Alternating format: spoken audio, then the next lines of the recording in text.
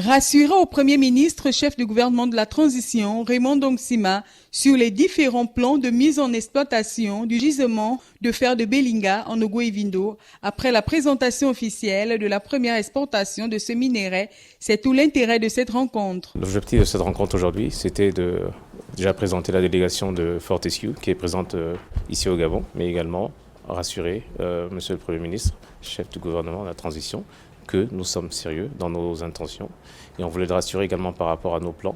Maintenant qu'on a atteint cette étape très importante, quels seraient nos plans pour l'année à venir? Concernant les échantillonnages issus des premières exportations soumis aux différents tests inhérents à la qualité de cette ressource minière, le directeur général d'Ivindo Iran, Eric Epé, est rassurant. On fait encore des échantillonnages et des analyses pour être sûr qu'il y ait une certaine consistance en ce qui concerne la teneur de ce minerai.